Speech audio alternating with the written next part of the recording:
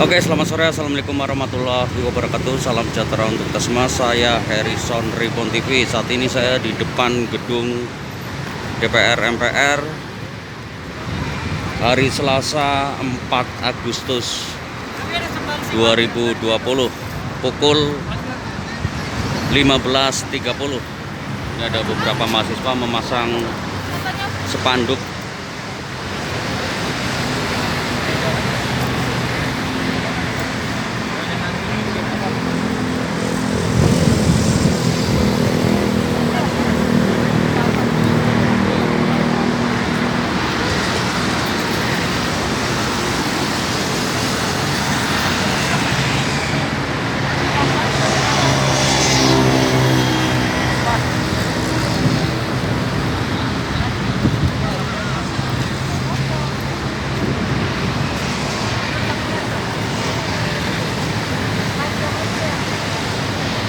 Itu ada tulisan "Cukup Cintaku" yang ditolak RUU PKS. Itu spanduk tertulis "Semua bisa jadi korban, sahkan RUU PKS".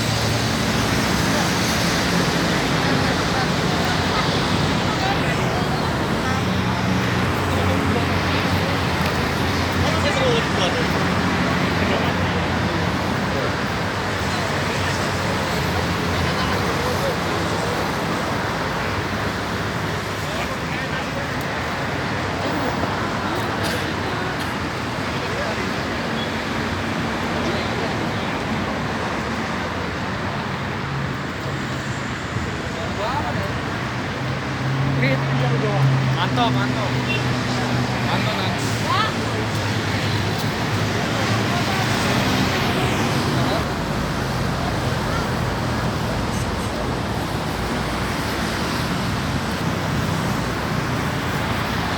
Oke, ada beberapa mahasiswa memasang spanduk, ada pakaian wanita. Ini terkait RUU PKS ya.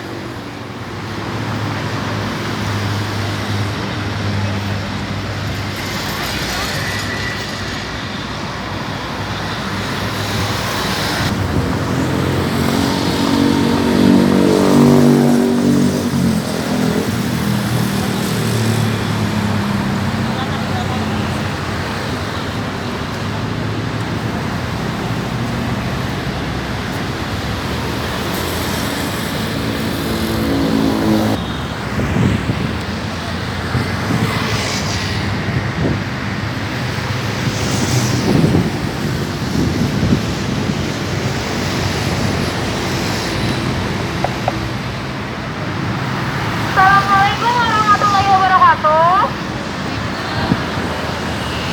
Perkenalkan, nama saya Dika. Di sini saya akan menjadi koros untuk Selasa hari ini.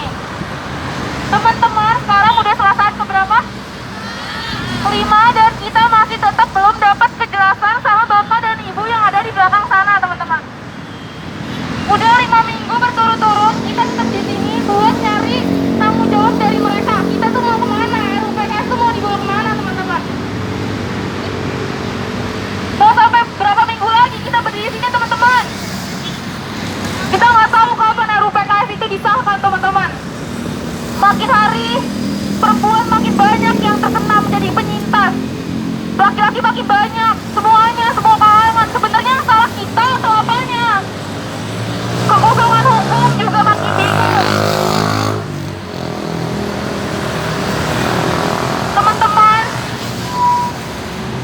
kita ini panas, teman-teman. Gak kayak mereka yang adem-ademan di belakang. Tapi kita nggak peduli. Yang penting apa? RUU PKS itu disahkan agar tidak menjadi kekosongan hukum.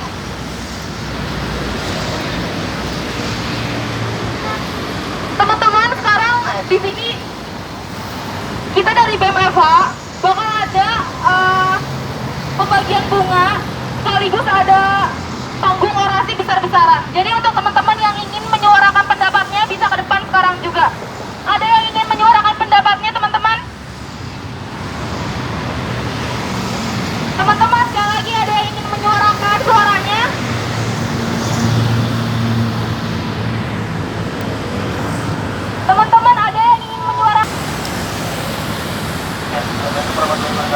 sama teman-teman semua. Sebelumnya perkenalkan, nama saya Fikri Samarullah dari BPK UPSJ. Di sini kan diri saya sendiri. Kemarin ada yang nge-DM saya, kenapa sih Fik selalu ikut aksi pelaksanaan atau aksi kamisan atau aksi-aksi lainnya? Emang apa sih ngaruhnya? Saya ingin cerita nanti terakhir. Waktu di belakang saya waktu itu ada seekor semut kecil lewat pas lagi Nabi Ibrahim dibakar, dan semut kecil itu menyiramkan air tetes saja. Lalu ada burung bango, ada burung gagak meledek. Yalah, cuma air tetesan kecil buat apa sih? Tapi kata semut, memang mungkin tidak akan terlalu besar, tapi setidaknya saya berada di jalan benar, saya berada di saya melakukan tindakan yang benar sama seperti saya sekarang. Mungkin tindakan saya sekarang tidak akan berkembang banyak, mungkin saya tidak akan bisa berubah semuanya, tapi setidaknya ini untuk diri saya, untuk hati nurani saya. Saya masih berada di jalan benar, saya masih yakin berada di jalan benar. Saya akan terus bersama teman-teman, khususnya di BMF akan terus mengawal itu yang PKS, khususnya untuk di kampus saya sendiri. Saya sedikit bercerita teman-teman, di kampus saya sudah ada satu penyintas, dia korban pelecehan seksual secara online. Itu terjadi sebelum masa pandemi atau sebelum PJJ. Bayangkan teman-teman, sebelum masa PJJ saja masih sudah ada yang terkena kekerasan berbasis gender online, apalagi masa PJJ nanti ke depannya atau masa online ke depannya.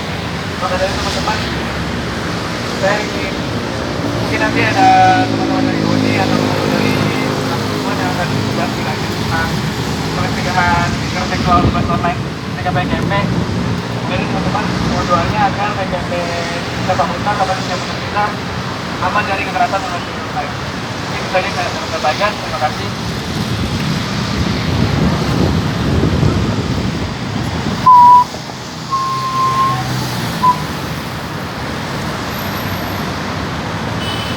Teman-teman, seperti tema kita kali ini, pertanyaannya adalah, sudah adilkah kita?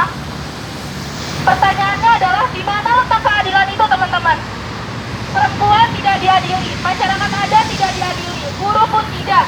Letak adilnya di mana? Mereka seharusnya sebagai perwakilan rakyat harusnya melakukan tindak yang adil. Tetapi kali ini mereka tidak mewakili siapapun. Karena yang saya rasa, dan kalian pun pasti tahu, mereka sama sekali tidak melakukan aspirasi kita, sama sekali tidak ada aspirasi kita yang mereka kawal. Bahkan Omnibus Law yang sudah jelas ditolak, tetapi mereka tetap ingin mengesahkan itu. Jadi sudah adilkah kita, teman-teman? Kepada semuanya, apakah kita sudah adil, teman-teman? Teman-teman, adakah lagi yang ingin menyuarakan suaranya ke depan? Teman-teman, sekali lagi, adakah yang ingin menyuarakan suaranya ke depan, teman-teman? Sekali lagi, teman-teman, adakah yang menyuarakan suaranya ke depan? Tanpa ada yang ke depan, teman-teman, mereka tidak akan mendengar kita. Kita sudah berminggu-minggu di sini aja, mereka nggak dengar, gimana kita nggak ada yang menyuarakannya? Teman-teman, adakah yang ingin menyuarakan suaranya ke depan, bercerita? Ya, betul.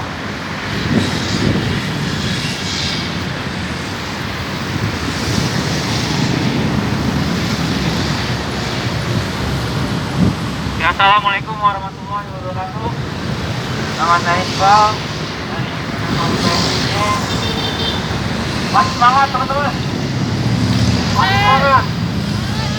Kita nyanyi dulu kan ya. Bangsa-bangsakan RUU PKS, RUU PKS sekarang juga. Bangsa-bangsakan RUU PKS, RUU PKS sekarang juga. Lebih kencang teman-teman. Bangsa-bangsakan RUU PKS, RUU PKS sekarang juga. Bangsa-bangsakan RUU PKS, RUU PKS sekarang juga. Tepuk tangan buat kalian semua.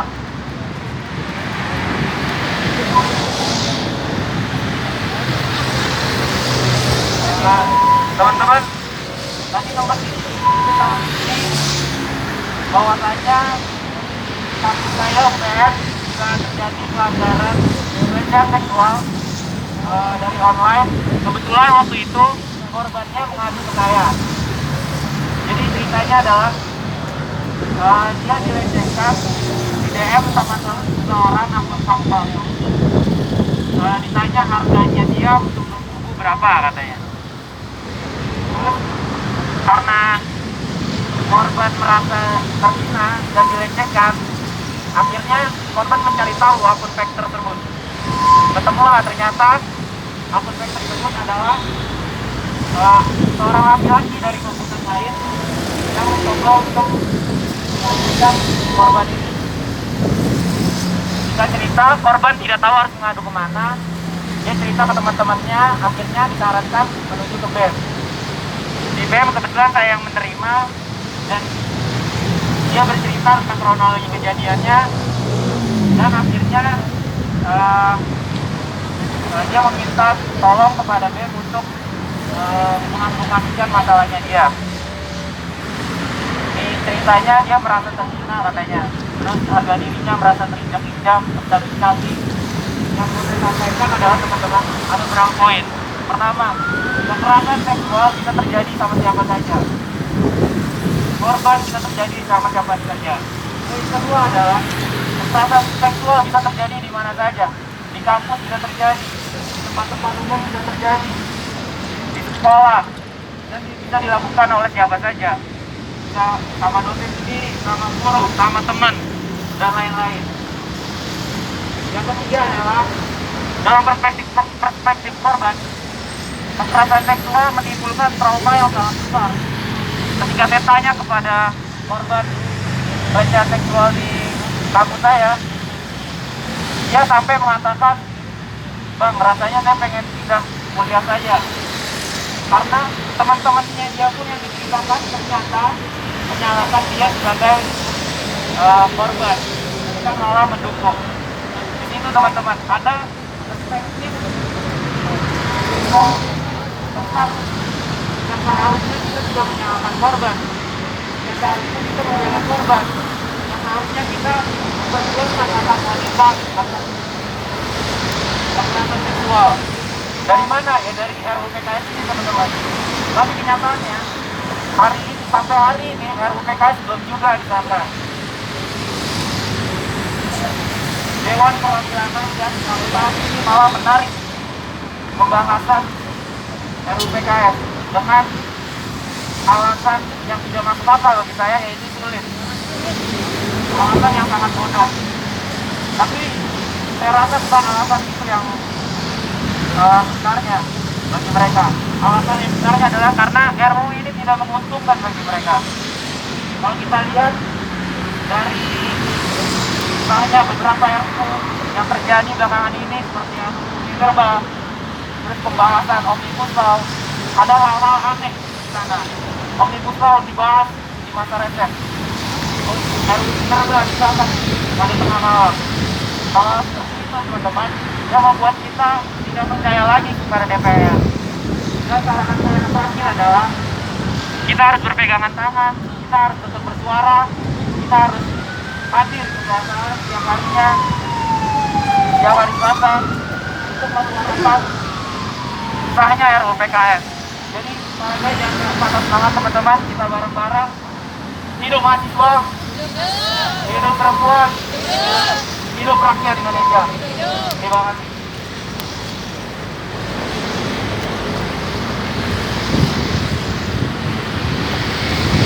Nah gitu teman-teman, ternyata semua itu bisa jadi korban, entah mahasiswa atau guru atau siapapun itu bisa jadi korban. Kebetulan yang tadi diceritakan itu penyintasnya adalah sahabat saya sendiri, yang saya tahu betul gimana jatuh-jatuhnya dia ketika dia melakukan pelecehan seksualnya. Nah teman-teman, kita bareng-bareng teman-teman, maunya dia sendiri, penyintas dia sendiri, kita bareng-bareng, kita sama-sama menuju titik yang sama. Jadi jangan menyerah, kita bareng-bareng teman-teman. Teman-teman ada yang ingin menyuarakan suaranya lagi? Nah.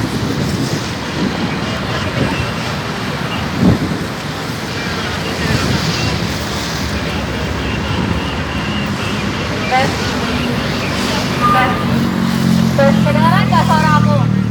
Kedengaran ya? Mungkin teman-teman yang sering datang pamisan akan familiar dengan jargon ini. Ketika aku bilang hidup korban, teman-teman bilang jangan diam. Ketika aku bilang jangan diam, teman-teman jawab lawan. Oke? Menurut aku, jargon ini relate untuk semua keadaan, untuk semua kondisi. Kenapa? Ketika kita menjadi korban, salah satu hal yang sering dilakukan negara adalah pembungkaman. Negara akan terus membungkam kita sehingga mereka tidak akan disalahkan. Siapa sih yang mau disalahkan? Tidak ada kan? Begitu pula negara. Oke teman-teman, aku mohon suara kalian keluarin, angkat tangan kalian, suara tangan kalian tinggi-tinggi, karena suara kita hari ini mungkin memang nggak terdengar pada orang, mungkin nggak terdengar ke jalan raya, tapi setidaknya bapak-bapak polisi di sini kan dimelek tahu apa yang kita suarakan, ya kan? Hidup korban! Jangan diam! Hidup korban! Jangan diam! Sedikit cerita, dari kecil aku adalah seorang penyintas. Dilecehkan oleh keluarga sendiri pernah. Bahkan di saat umurku yang menginjak 22 tahun ini, ketika aku lagi aksi di sini menolong musuh, salah satu polisi pernah melecehkan aku. Dia bilang ke aku kayak gini.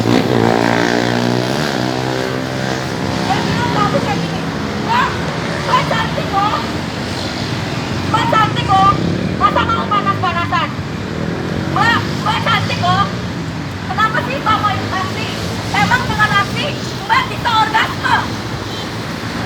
Emang dengan aksi Mbak bisa orgasme? Polisi ngomong gitu ke saya saat lagi aksi. Siapa yang marah saat itu? Saya marah langsung Pak. Saya bilang Bapak tolong jaga mulutnya. Bapak polisi. Apa maksud Bapak dengan ngomong seperti itu? Saya perempuan, rentan, tidak berpakaian terbuka juga rentan, dalam identifikasi di mana-mana. Semenjak itu saya bilang ke teman-teman perempuan, hati-hati, jangan mendekat sama polisi. Tidaknya pelecehan secara verbal masih akan terus dilakukan oleh polisi yang tidak well educated. Kenapa saya bilang tidak well educated? Coba saya tanya, Bapak ada pelajaran gender gak? Ada pelajaran kesetaraan gender gak? Gak ada. Jawab Pak, jawab. Saya di sini marah banget. Saya korban. Saya juga mendampingi korban menjalani proses hukum. Kalian tahu aku pernah mendampingi salah satu anak kecil kasus perkosaan di salah satu markas besar polisi, Mabes Polri. Polisinya perempuan, anak kecil perkosa. Polisi bilang gini,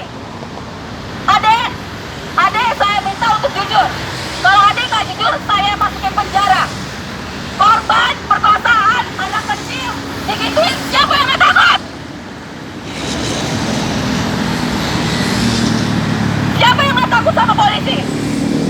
Itu kenapa kasus kekerasan seksual sulit sekali untuk diungkapkan sama polisi. Karena apa? Perspektif polisi belum clear. Saya bilang Pak, perspektif bapak-bapak di sini belum clear. Padahal Bapak adalah pintu utama, pintu yang pertama dalam penegakan kasus kekerasan seksual. Coba Bapak berpikir, kasus perkosaan mana yang ada buktinya, yang ada saksinya? Kalau ada saksinya, perkosaan ada saksinya, ya saksinya pasti akan memperhatikan. Jadinya kasus percobaan pemerkosaan, bukan pemerkosaan. Mikir Pak. Terus Bapak masih mau melecehkan kita yang di sini. Jangan pakai dalil anak saya perempuan. Jangan pakai dalil saya punya istri. Karena apa?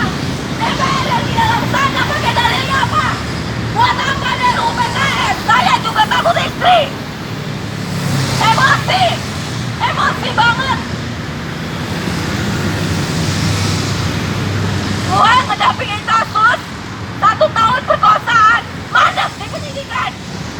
Coba kalian lihat kasus anarko yang katanya demi keamanan negara. Gak ada sampai sebulan mereka udah diadili di pengadilan. Kasus perkosaan 1 tahun lamanya mandek di penyidikan. Saya anak hukum. Saya anak hukum di universitas ternama. Kalau kata berita yang menyebarkan berita soal anarko A1, itu abang-abangan gua di Atma Jaya. A1 sampai A5 anak hukum. Mereka ngerti anarko? Enggak. Tapi apa pemberitaan? Ketua anarko. Bayangin teman-teman, begitu jomblangnya negara kita menganggap anarko adalah ancaman bagi negara, sedangkan pelaku pemerkosaan, pelaku kekerasan seksual bukan ancaman besar bagi keamanan negara. Coba dipikir baik-baik, mana yang lebih merusak? Anarko dianggap mencoret-coret merusak fasilitas negara, pelaku KS, pelaku pelecehan, pelaku pemerkosaan merusak anak bangsa. Ini subjek yang dirusak. Gue selama ini nahan 5 minggu 5 pekan berturut-turut untuk gak ngomong, karena gue benar-benar marah besar ketika tahu RUU PKS dikeluarkan dari prolegnas 2020 dengan alasan apa? Sulit katanya. No, gak ada yang sulit di dunia ini. Oh, bapak-bapak juga bisa ngelacak anarko ini ternyata dari sini, ternyata ini dari Tangerang. Kenapa kan kekerasan seksual begitu sulitnya untuk ditangani? Itu teman-teman pentingnya pendorongan pengesahan RUU PKS, karena salah satunya di situ revolusi lembaga kepolisian, di mana lembaga kepolisian di situ diatur bagaimana caranya harus menangani korban kasus kekerasan seksual. Biar apa? Biar mereka nggak timpang, biar mereka nggak bego, biar polisi kita juga bisa jadi pintar.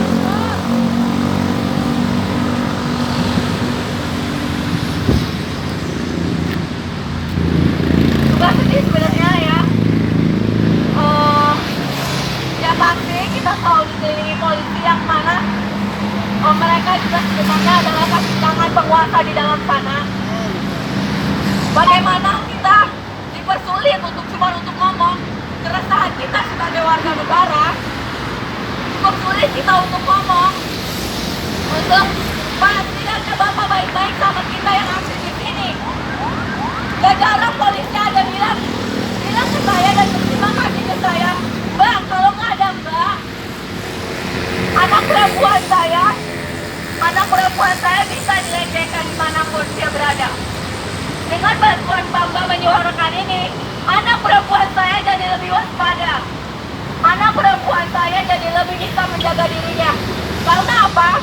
Bapaknya pun gak bisa 24 jam ada bersama dia. Ya enggak? Coba lu bayangin tuh bapak berdiri di sini udah berapa jam, berapa hari. Pulang nggak? Tahu nggak kabar anak-anak perempuannya di mana? Tahu nggak kalau terduga kasus pelecehan seksual atau kekerasan seksual bisa dari orang terdekat, dari tetangganya, dari omnya, dari tantenya, bisa. Tapi giliran kita ngomong soal RUU PKS, apa mereka bilang nggak penting? Karena RUU PKS nggak menarik investor. Kalau RUU PKS menarik investor, baru mungkin kita akan disahkan saat ini juga.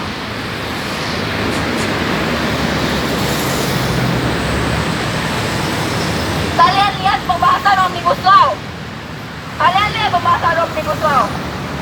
Tanpa perlu diagung-agungkan. Dalam sebulan pembahasan kelar, masuk prolegnas, cepat, aman, tentram. Padahal yang direvisi itu 74 undang-undang. 74 undang-undang dalam sebulan. Bayangkan teman-teman, revisi 74 undang-undang dalam sebulan lebih dibanding RUU 1 RUU untuk pencegahan kekerasan seksual. Gak bisa.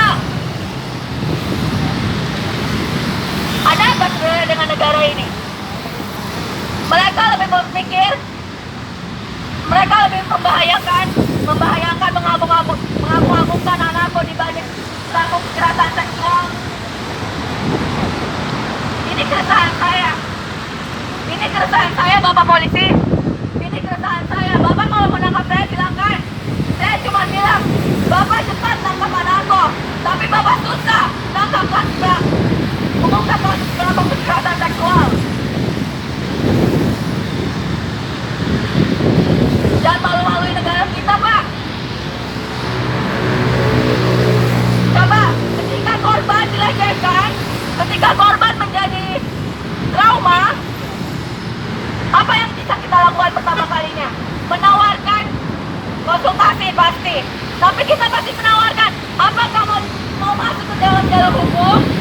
Ya enggak? Karena kita tahu, salah satu keadilan di Indonesia dapat dicapai dengan hukum. Sekarang aja hukumnya tak berpihak. Hukumnya aja bolong-bolong. Gimana keadilan bisa dicapai? Giliran kita mau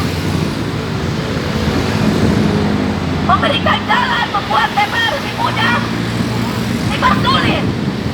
Sebenarnya itu yang mempersulit siapa? Kita atau DPR-nya?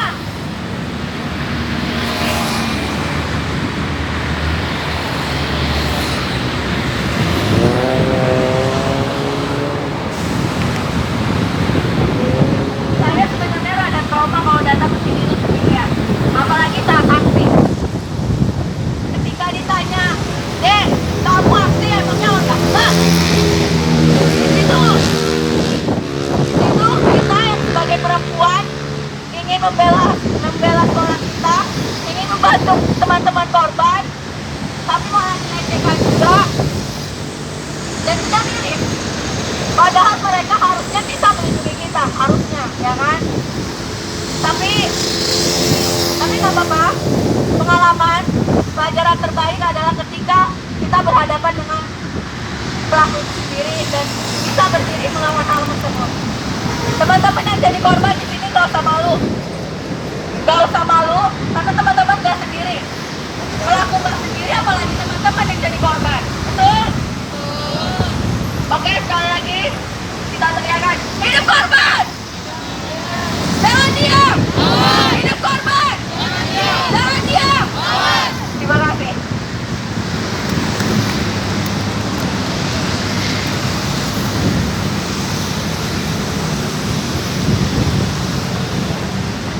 Teman-teman, berbicara tentang korban pelecehan seksual, saya pun sering banget jadi korbannya. Nah, dari online atau dipegang-pegang langsung itu sering banget.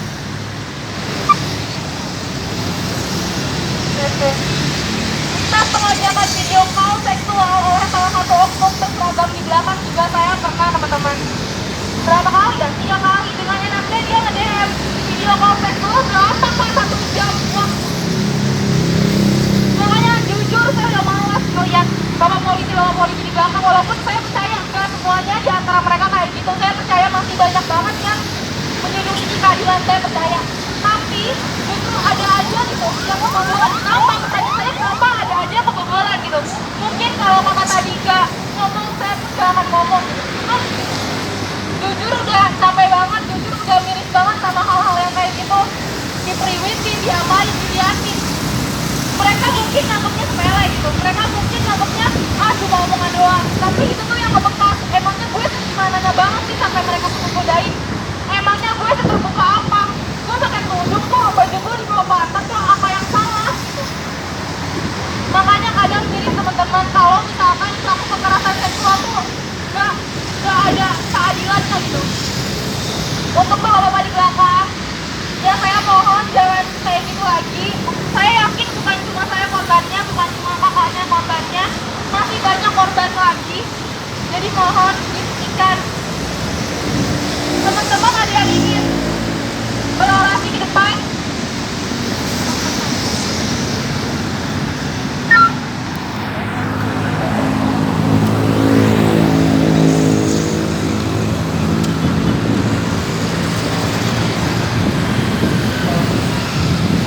Selamat sore kawan-kawan semua. Mungkin untuk menambah semangat kita yel-yel dulu yang juga suara kita bisa didengar sama bapak polisi ataupun sama orang-orang di sebelah sana. Sakan PKI sekarang juga. Sakan PKI sekarang juga. Mungkin tadi udah banyak ya teman-teman kita yang udah menyampaikan tentang pengalamannya ketika mereka menjadi peserta. Mungkin juga sesuai dengan tema besar yang diangkat oleh Aliansi Perempuan pada hari ini adalah sudah juga kita pada korban kekerasan seksual. Karena menurut catatan dari Komnas Perempuan, 10 tahun terakhir hampir terjadi peningkatan 300% jumlah kekerasan terhadap perempuan. Bayangin teman-teman semua, 300% itu bukan angka yang sedikit, itu adalah angka yang sangat besar. Apakah negara sudah memiliki etikat baik terhadap penyelesaian kasus kekerasan seksual? Belum ada, karena kita tahu KUHP kita belum mengakomodir itu. Undang-undang KDRT pun hanya mengakomodir masalah kekerasan seksual karena suami dan istri. Satu-satunya jalan untuk mengisi kekosongan hukum itu adalah untuk sahkan RUU PKS kawan-kawan itu semua. Jika kita ingin memberikan keadilan pada korban kekerasan seksual, maka kita harus terus mendesak Dewan Perwakilan Rakyat yang terhormat istana untuk segera mensahkan RUU PKS. Dan ini sudah hadirkan kita pada pekerja rumah tangga teman-teman semua. Belum, kita bisa lihat pekerja rumah tangga belum diakomodir di dalam undang-undang ketenagakerjaan kawan-kawan semua. Mereka masih dianggap sebagai pembantu, bukan sebagai pekerja rumah tangga. Implikasi hukumnya apa kawan-kawan semua? Jika mereka dianggap sebagai pembantu, maka mereka hanya bantu-bantu, sukarela. Implikasinya adalah tak ada jam kerja bagi mereka. Mereka kerja 24 jam. Dan mereka pun seringkali menghadapi kekerasan seksual kawan-kawan semua. Oleh sebab itu, jika kita ingin memberikan keadilan bagi para pekerja rumah tangga, kita harus mendesak DPR istana untuk segera memasukkan rancangan undang-undang perlindungan pekerja rumah tangga ke dalam Prolegnas Prioritas 2020. Pertanyaan selanjutnya adalah, sudah adilkah kita kepada buruh kawan-kawan semua? Lagi-lagi negara belum bisa memberikan keadilan bagi buruh kawan-kawan. Kita bisa lihat rancangan undang-undang cipta kerja ataupun Omnibus Law seringkali menihilkan peran dari pekerja. Kita bisa lihat adanya ancaman untuk penghapusan PPh, penyelidikan dan unik hari lainnya yang undang-undang kepada kerja. Ada lagi pengurangan pesangon PHK. Ada lagi pengurangan upah minimum dari kabupaten atau kota. Apakah itu wujud keadilan yang diberikan oleh negara kepada kaum buruh? Tidak, kawan-kawan semua. Jadi, aksi kita hari ini adalah untuk mendesak DPR untuk segera mensahkan rancangan undang-undang kekerasan seksual, mensahkan rancangan undang-undang perlindungan pekerja rumah tangga, dengan hal yang penting adalah untuk bersama menggagalkan Omnibus Law. Karena kita tahu bersama Omnibus Law adalah persekongkolan antara eksekutif dan legislatif untuk menghancurkan negara kita tangan investor. Sudah 16 Juli kemarin rakyat sudah bergerak untuk menggagalkan Omnibus Law, tapi nyatanya adalah pembahasan Omnibus Law terus disebut habis-habisan. Sementara RUU PKS dan RUU pekerja rumah tangga dinihilkan kawan-kawan semua. Oleh sebab itu, kita berbuat barisan bagi sama-sama kita menuntut keadilan negara untuk memberikan keadilan bagi korban kekerasan seksual, bagi pekerja rumah tangga, bagi buruh, bagi masyarakat, bagi lingkungan. Mungkin dari teman-teman Denmarko ada bunga, kita ingin membacakan satu dua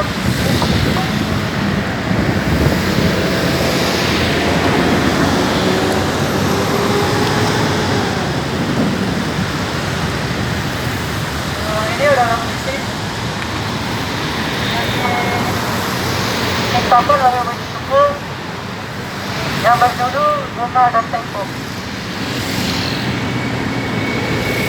Seumpama bunga, kami adalah bunga yang nakal dan tumbuh.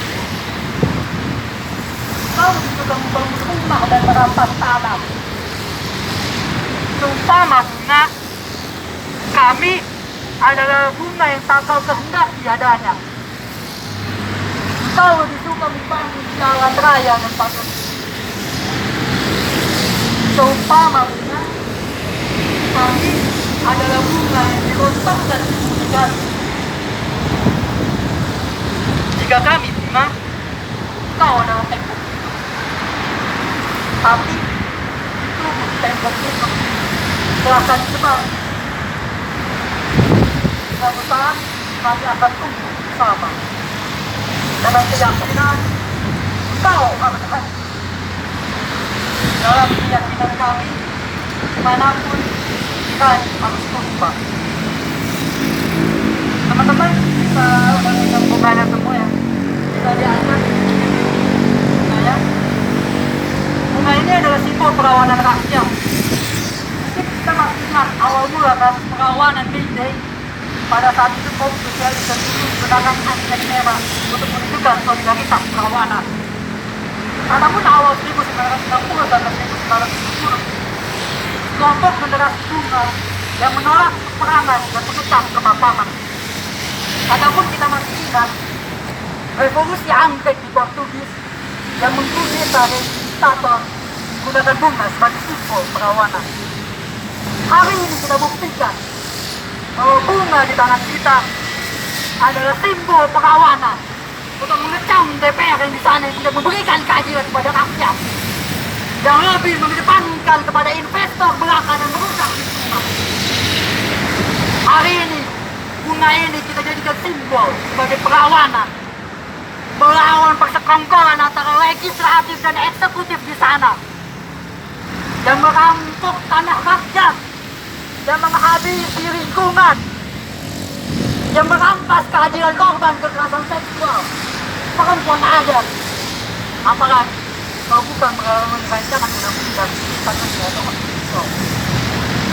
Bunga mawar di tangan kita jadikan sebagai simbol keberanian dalam rezim melawan oligarki di sana. Bunga mawar putih di tangan kita jadikan sebagai simbol, sebagai gerakan yang murni untuk rakyat yang mengandung unsur kedamaian dalam setiap melakukan aksi perlawanan.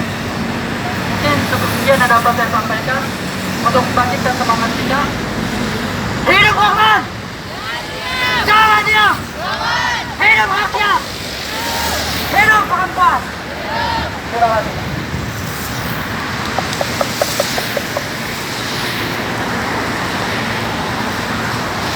Nah teman-teman, itu adalah bentuk simbolis dari BPF Kabupaten Tangerang Jakarta sebagai rasa damai, rasa aman, dan untuk polisi itu berarti adalah aktivitas dan di latar belakangmu oleh anarkisme teman-teman. Nah teman-teman, masih adakah yang ingin orasi?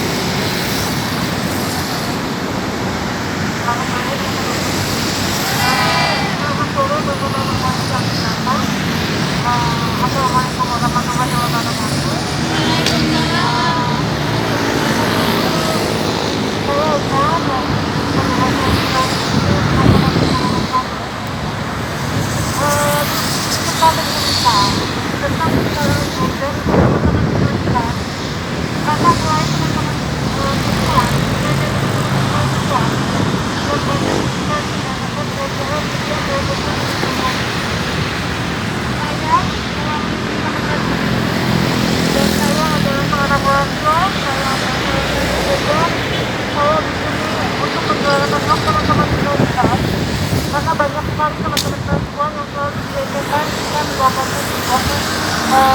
pelecehan seksual. Mereka banyak yang berpikir kalau pakaian teman-teman perempuan salah satu gimana? Yang usaha itu akan kalian bukan kalian kami. Kalau kalian bekerja saja pasti kalian muda. Tapi kalau sendiri sama aja kalian bekerja. Apalagi kalian hanya cuma teman-teman juga bisa. Ya apa ya, selalu pada kebenaran. Saya tidak bisa bahwa mereka tidak bisa keadilan. Karena itu bagian dari warga negara Indonesia, saya bagian dari keadilan seperti tenaga kerja penjual kerja bagi seluruh Indonesia tanpa terkecuali tanpa ya tanpa diskriminasi untuk teman-teman lagi. Teman-teman lagi bukan untuk mereka tidak bisa agama, mereka tidak bisa keadilan, mereka tidak bisa apalagi itu. Terima kasih.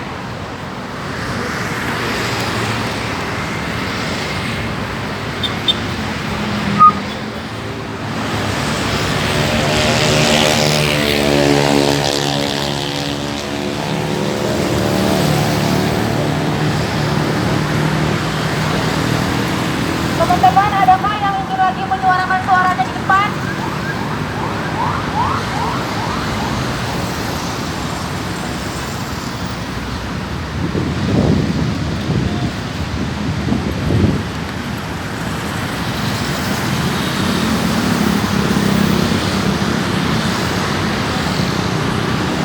Assalamualaikum warahmatullahi wabarakatuh. Suara saya kedengaran nggak? Nah, suara cowok saya kedengaran nggak? Ya, saya Nabila Sabuni, saya adalah seorang karyawan juga. Dan saya bekerja pejabat di PNS, tepatnya. Kalau ngomongin tentang kekerasan seksual, itu lebih banyak ya. Saya sebenarnya pakai dulu. Saya dari kantor pakai dulu. Cuma saya pakai mencoba. Ketika saya belum menggunakan itu gimana? Gitu. Akhirnya saya meminjam teman saya yang mungkin katanya Mas Sofan ya. Sofan gak sih saya sekarang mengundang gak sih? Mengundang apa? Mengundang masa sih sekarang. Saya mencoba lah ya. Dan saya membuat di kantor aja ada jadi apa namanya keluar dari kantor juga. Saya melihat saya dari kampus saya sampai bayangin yang kali gak enakin adalah kan yang ini dari 5 detik 5 menit malah bagian tinggi saya apa sih? Saya nggak tahu apa padahal saya bingung betul. Terutama untuk teman-teman perempuan, teman-teman wanita, teman-teman wanita. Kalau kalian nggak bisa jangan untuk kalau kalian mau